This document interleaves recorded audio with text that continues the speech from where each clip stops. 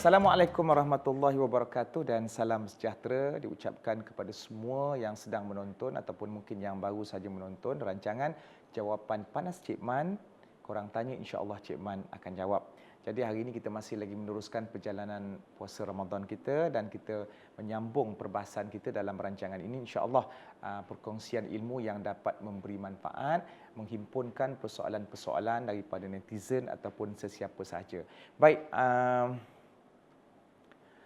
sempena Ramadan ini, kita mengharapkan semoga jiwa kita akan sentiasa diberikan cahaya-cahaya petunjuk dan hidayah daripada Allah Subhanahu Wa Taala, dan kita mengharapkan Ramadan ini adalah satu bulan yang menjadi titik tolak sebagaimana yang kita selalu ulanglah, tapi benda ini sebagai tazkirah.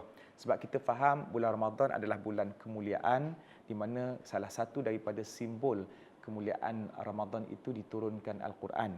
Ini yang termaktub dalam ayat yang sebelum ni Cik Man pernah baca ataupun pernah sentuh ataupun mana-mana pun kita pernah dengar. A'udzubillahi minasyaitonirrajim. Syahrul Ramadan allazi unzila fihi al-Quran hudal linnas wa bayyinatin minal huda wal furqan. Iaitu satu bulan Ramadan, Syahrul Ramadan allazi, bulan Ramadan itu satu-satunya bulan yang Allah sebut di dalam Al-Quran. Itu salah satu daripada kemuliaan Ramadan. Syahrul Ramadana unzila fihil Quran, itu Syahrul Ramadan allazi unzila fihil Quran, bulan Ramadan yang diturunkan Al-Quran. Baik, bila Al-Quran ini diturunkan, apa fungsinya Al-Quran ini? Maka Allah sebut dalam ayat ni hudal linnas, iaitu sebagai petunjuk kepada manusia. An-nas itu manusia. Baik, perkataan an-nas menunjukkan rahmat Allah menurunkan Al-Quran untuk semua manusia. Allah tak sebut dalam ayat tersebut hudal lil ladzina amanu ataupun hudal lil mukminin, tapi Allah sebut hudal linnas, iaitu nas ini lebih umum daripada manusia yang beriman. Sebab dalam dunia ni kita tengok ada Yahudi, ada Nasrani, ada Kristian, ada non-Muslim, ada yang menyembah berhala dan ada Muslim itu sendiri. Jadi kalau Allah sebut hudal lil mukminin, maka skopnya sangat kecil. Tapi bila Allah menyatakan hudal linnas, maka jelas menunjukkan Allah menurunkan Quran ini memang sebab atas rahmat kepada seluruh alam. Allah memang nak bagi petunjuk kepada seluruh manusia. Tak kira apa pun agamanya. Tak kira dia sedang taat kepada Allah ataupun dia sedang derhaka kepada Allah. Maka sebab tu kita kena yakin bahawa Allah itu pemurah dan Allah itu memang kaya dengan sifatnya yang sentiasa memberi rahmat. Cuma kita sebagai manusia yang ada kuasa untuk memberi pilihan. Memang segala-galanya adalah kuasa Allah, tapi Allah memberikan kita satu power ataupun satu kekuatan, iaitu untuk membuat pilihan, dan kekuatan itu Allah kurniakan akal. Tapi akal ini tak boleh function sendiri sebab nanti dia akan memandai-mandai, rasional lah, kemudian dengan logiknya lah, sampaikan boleh mempertikaikan Allah dan seumpamanya. Maka oleh yang demikian, akal itu diberikan pendampingnya, iaitu wahyu. Wahyu ini apa? Al-Quran dan juga As-Sunnah. Dua-dua ni datang daripada Allah Subhanahu Wa Taala. Maka disebabkan sifat rahman Allah, sifat kasih sayang Allah yang sangat universal, Allah meniupkan rahmatnya ke atas semua. Maksudnya ialah Allah bagi ruang untuk manusia itu berfikir, mencari jalan hidayah dengan Al-Quran yang dijadikan sebagai petunjuk kepada seluruh manusia. Jadi ada orang yang dia mencari petunjuk tu, maka dia akan kembali kepada fitrah. Walaupun sebelumnya dia derhaka. Tapi kepada orang yang dia memang sudah ada dalam agama fitrah, mungkin dia agak nakal ke, kadang-kadang iman turun naik, biasalah manusia biasa, maka disebabkan oleh dia faham fungsi Al-Quran, dia kembali balik. Walaupun dia kadang-kadang tergelincir, tapi dia punya sauhnya memang tetap ataupun konsisten di atas jalan Islam. Maka itu kekuatan yang diberikan Allah kepada orang-orang yang beriman. Maka kita kembali balik kepada fungsi Al-Quran yang diturunkan pada bulan Ramadan ini, tujuannya adalah sebagai petunjuk kepada sekalian manusia. Huda tu maksudnya petunjuk. Jadi adik-adik ataupun makcik-makcik dapat lagi perkataan huda ni pada awal surah Al-Baqarah, iaitu hudal lil muttaqin. Yang tu memang nampak khusus. Al-Quran ini petunjuk kepada orang-orang yang bertakwa. Tapi dalam ayat yang ni Allah memberikan umum, iaitu hudal linnas, petunjuk kepada seluruh manusia. An-nas itu lebih umum kepada seluruh manusia. Petunjuk jalan-jalan hidayah yang ada di dalam Al-Quran. Kemudian yang kedua, wa bayyinatim minal huda. Dan Allah menjadikan Al-Quran ini fungsinya adalah petunjuk, ada keterangan-keterangan daripada petunjuk-petunjuk. Dalam Quran ada macam-macam cerita.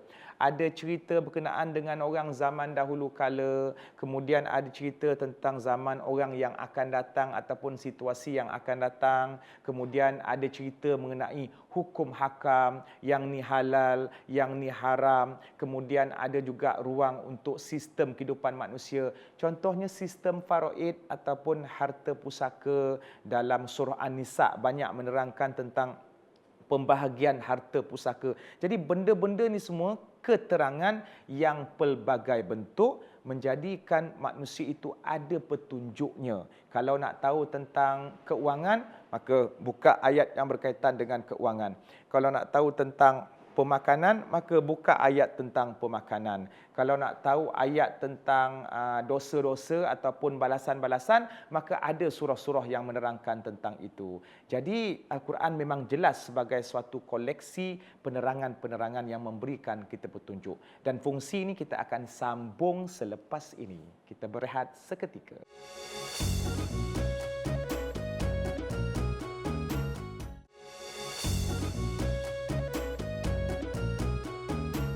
Alhamdulillah, kembali ke jawapan panas Cik Man. Jadi tadi sebelum break tadi Cik Man ada berhenti berkenaan dengan ayat tentang bulan Ramadan yang diturunkan Al-Quran, dan kita nak bahaskan sedikit tentang Quran ini, di mana Quran ini menjadikan sesuatu yang dia berada bersamanya itu adalah mulia. Contohnya dalam banyak-banyak bulan, maka bulan Ramadan diturunkan Quran, maka Ramadan ni kemuliaannya tinggi. Dalam banyak-banyak orang yang menghafal ilmu, ada yang hafal ilmu geografi contohnya, ada yang hafal ilmu matematik, tapi ada seorang tu menghafal Quran. Maka semuanya mulia, tapi kemuliaan yang menghafal Quran itu lebih sedikit. Sebab Quran ini adalah kitab mukjizat yang kita kena faham, mukjizat yang paling agung Nabi SAW. Nabi ada banyaklah dia punya mukjizat.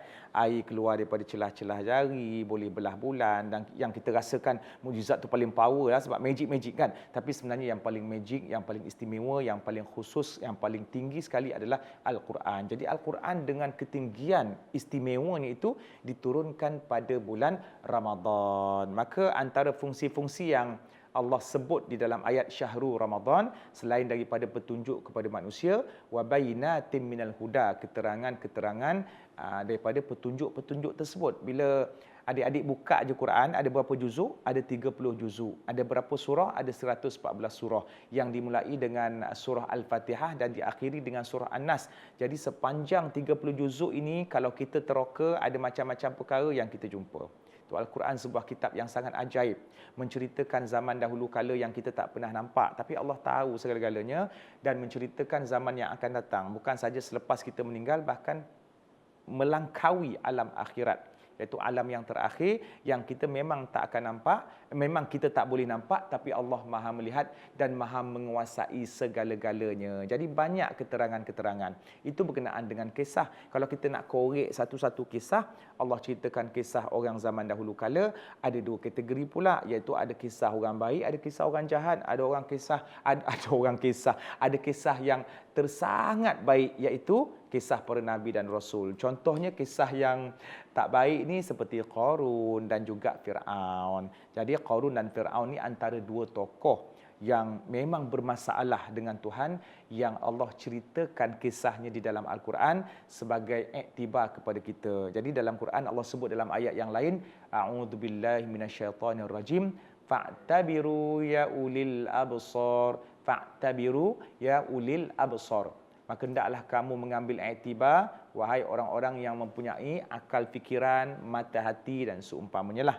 Baik, ada satu perkara yang perlu dititik beratkan di sini, ialah apabila kadang-kadang di kalangan kita ni sering bertanya soalan-soalan yang tidak ada kaitan dengan kepentingan iman kita ataupun kepentingan Islam kita. Contohnya dalam Al-Quran Allah menceritakan tentang kisah Qarun, Allah ceritakan tentang kisah Firaun. Kemudian kita tak ambil iktibar yang sebenar daripada Qarun dan Firaun itu, kita pergi cerita ataupun pergi tanya benda yang tak ada kaitan langsung. Contohnya Firaun tu berapa adik-beradiknya, kemudian tinggal dekat mana, apa makanan kegemarannya. So benda-benda macam ni Allah tak cerita dalam Quran.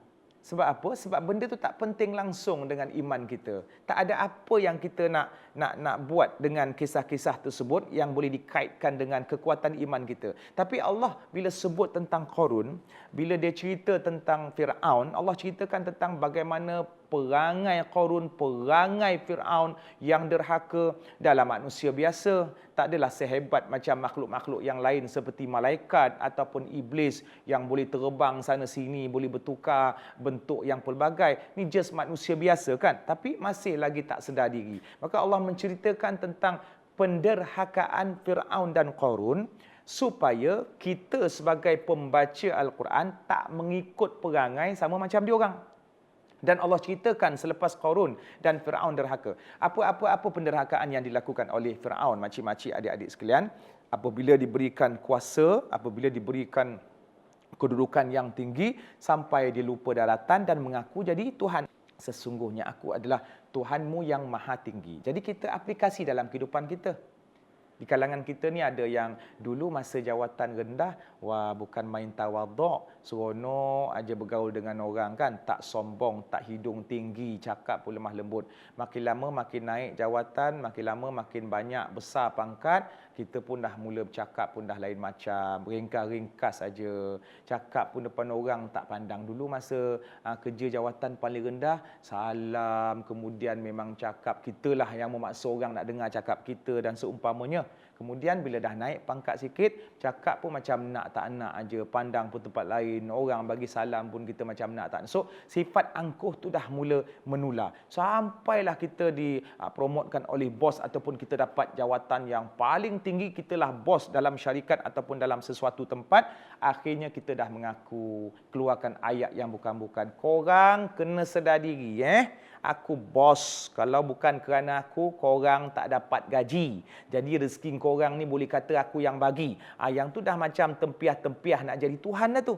Jadi ini yang dilakukan oleh Firaun bila dia mendapat jawatan yang sangat tinggi, paling tinggi ketika itu. Jadi kita katakan kadang-kadang ujian ni bukan sebab tak ada jawatan. Ujian ni bukan sebab tak ada duit. Tapi bila terlalu banyak duit, itu sebenarnya ujian. Sebab orang yang tak ada duit, sekurang-kurangnya dia mudah ingat Tuhan. Tapi orang yang diberikan nas, sekepuk engkau rezeki terpijak 2 bilion, 3 bilion, gelap mata, terlupa sikit Tuhan. Ataupun mungkin kita rasakan aku boleh buat apa sahaja. Jadi ini yang tujuannya Allah menceritakan ringkas-ringkas saja tentang Qarun dan Firaun, sebab Allah nak bagi poin kat situ, kau jangan jadi macam dua orang ini, sebab nanti kau akan ditimpa bala ataupun balasan seperti mana dua orang ini. Okey, diharapkan Cik Man dan semua dapat mengambil iktibar. Tapi kita berhenti dulu dan selepas ni kita sambung jawapan panas Cik Man.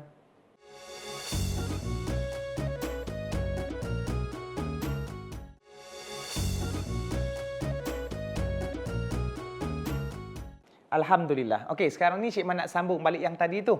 Ayat tentang fungsi Quran tu kan. Sebab ceritanya Cik Man nak ingatkan balik bagi siapa yang baru duduk ataupun cecah punggung dekat lantai baru buka channel tu, sebab kita ceritakan tentang ayat yang menerangkan tentang bulan Ramadan yang diturunkan Quran. Jadi dalam ayat tu menerangkan tentang Quran ada 3 fungsi. Hudal linnas wa bainatin minal huda. Jadi keterangan wa bainatin minal huda ini adalah keterangan-keterangan daripada petunjuk-petunjuk yang ada dalam Quran. Tu yang kita ceritakan, ada kisah-kisah yang tentang orang yang derhaka seperti Qarun dan Firaun. Jadi muhasabah untuk diri kita, janganlah kita jadi derhaka seperti sebagaimana Firaun dan Qarun ataupun mana-mana orang yang Allah ceritakan. Satu lagi tentang Abu Lahab. Tabbat yada abi lahabi wa tabb. Celakalah Abu Lahab, dan memang celakalah kedua belah tangannya sebagaimana yang dia telah lakukan kepada Nabi Muhammad. Jadi apa dia punya moralnya ambil di situ, maka janganlah kita bersikap dan berperangai sebagaimana Abu Lahab. yang menentang perjuangan Nabi. Jadi hari ini kita buat koreksi balik diri kita,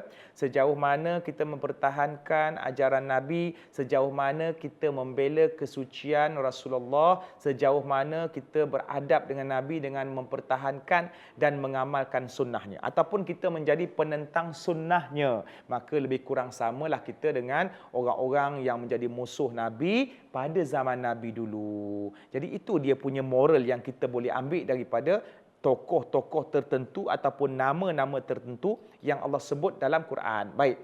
Tapi itu di kalangan mereka yang bermasalah dengan Allah dan Rasul. Bukan Cik Man nak menakut-nakutkan ataupun nak menggambarkan Islam ni asyik ada orang yang memusuhi ke apa. Tak ada ke orang-orang yang baik. Ada banyak. Nabi sebut, Allah sebut dalam Quran, selain daripada individu-individu yang derhaka, adanya individu-individu yang mulia, yang soleh. Baik, cuma yang kategori yang baik ni ada dua. Satu yang Nabi, satu bukan Nabi. Yang tadi itu bukan Nabi. Sebab mana ada Nabi yang jahat perangai macam Qarun dan Fir'aun. Jadi kategori yang baik ini ada dua. Satu kategori para Nabi dan Rasul. Satu lagi kategori bukan para Nabi dan Rasul. Jadi kalau nak cari tentang individu kategori Nabi dan Rasul, Allah memang ceritakan dalam Quran kot. 25 orang Rasul, nama kad pengenalannya, Nabi Nuh, Nabi Idris, Ibrahim, Musa, kemudian sampaikan ada surah-surah yang tertentu khusus sempena nama Nabi, Allah ceritakan penceritaan tentang mereka ni. Contohnya antara surah yang kita boleh katakan lengkap menceritakan seseorang daripada peringkat awal kehidupan sampailah dia bekerja, kemudian sampai dewasa. Adik-adik cuba kaji surah Yusuf. Itu menceritakan kisah seorang Nabi mulia yang sangat agung, yang sangat tampan, iaitu Yusuf alaihissalam. Itu nama surah sempena, nama dia. Jadi panjang ceritanya tentang kisah Yusuf ni. Bagaimana adik-beradik dia ada yang dengki, kemudian ayah dia mimpi tentang bintang-bintang, menceritakan tentang dia. Kemudian ada surah Muhammad, itu sempena nama junjungan besar kita yang agung, Rasulullah sallallahu alaihi wasallam, penutup segala nabi. Jadi di kalangan para nabi ni ada Allah ceritakan pendek dan ada yang Allah ceritakan panjang. Itu perkara biasalah, sebab apa yang Allah nak poinkan di situ merupakan satu perkara yang penting dalam hidup kita. Baik. Mungkin ada orang tanya, "Alah Ustaz, saya tak boleh ikut Nabi dan Rasul. Ada tak contoh-contoh lain sebagaimana Nabi dan Rasul? Sebab saya tak boleh maksum." Ada. Allah menceritakan dalam Quran individu-individu yang mulia selain daripada Nabi dan Rasul. Siapa dia? Siapa lagi kalau bukan Maryam? Sampai Allah rakam surah untuk Maryam.